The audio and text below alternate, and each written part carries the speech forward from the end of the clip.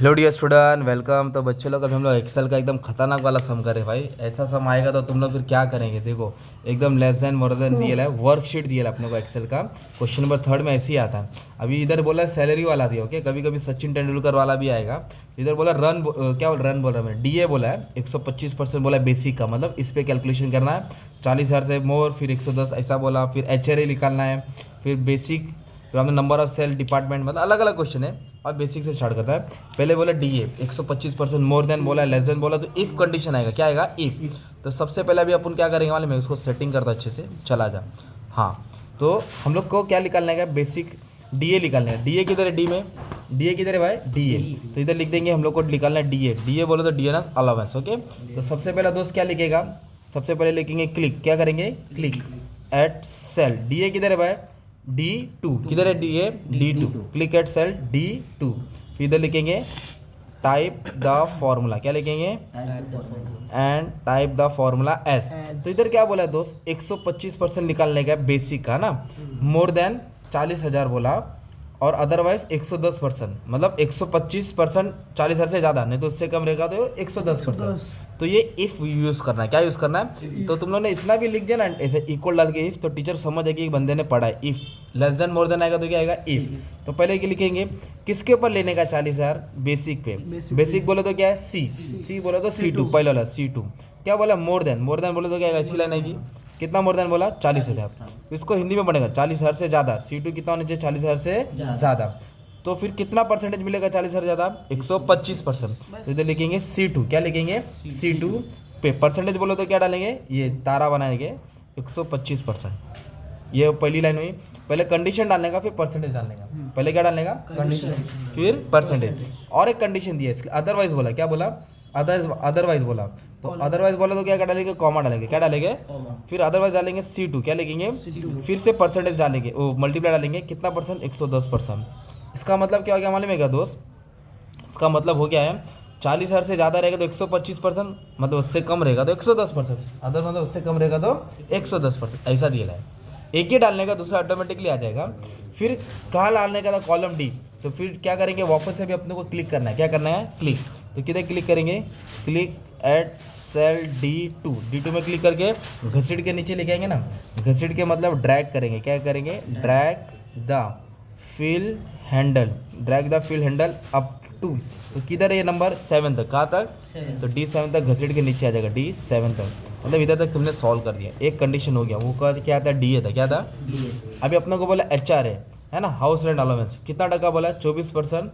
When ever basic is below, क्या बोला है, पहले मोर देन था, अभी बिलो बोला, लेस देन, अदरवाइज बोला, अभी क्या बोला अदरवाइज। कॉलम ई में क्या बोला, कॉलम ई। तो पहले लिखेंगे HRA, तो करेंगे क्लिक एट सेल, क्या है, एक सेल ई, क्या है E2। और फिर वहाँ में लिखेंगे and type the formula as, है ना। कंडीशन है तो क्या आएगा, इफ आएगा, क्या आएगा इफ, ब्रैकेट डालेंगे।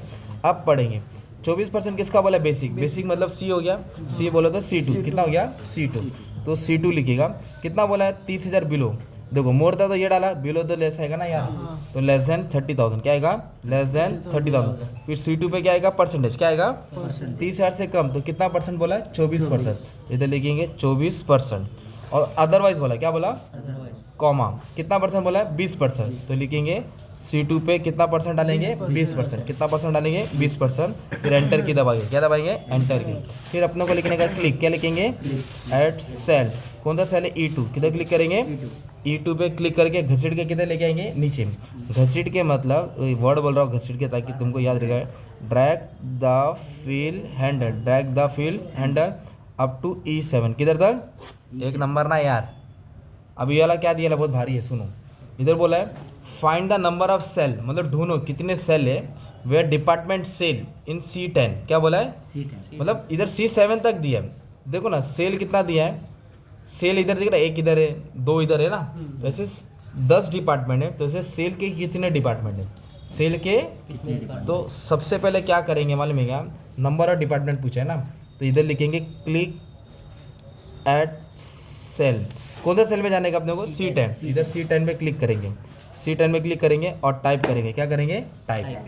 तो इधर क्या बोला है, नंबर ऑफ सेल, क्या बोला है कितना सेल है, तो नंबर ऑफ के लिए आपको एक वर्ड यूज करना है काउंट इफ, क्या यूज करना है, ये गिनता है, क्या करता है ये गिनता है, काउंट इफ, नंबर मतलब कितनी है ना, कितना, तो क्या क्या वर्ड यूज करेंगे काउंट इफ।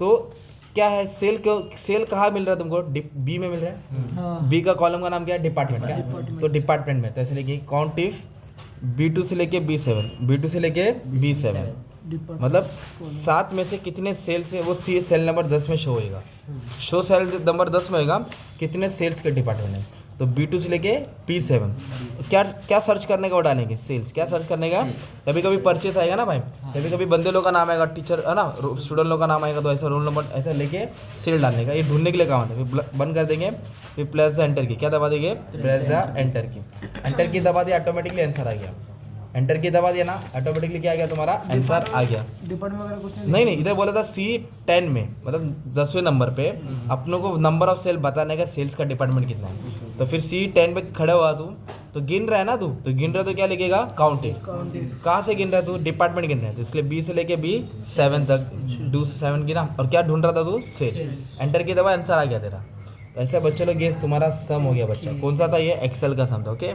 इससे खतरनाक सॉल्व कर दिया, अच्छे से पढ़ लेना। Thank you very much and all the best.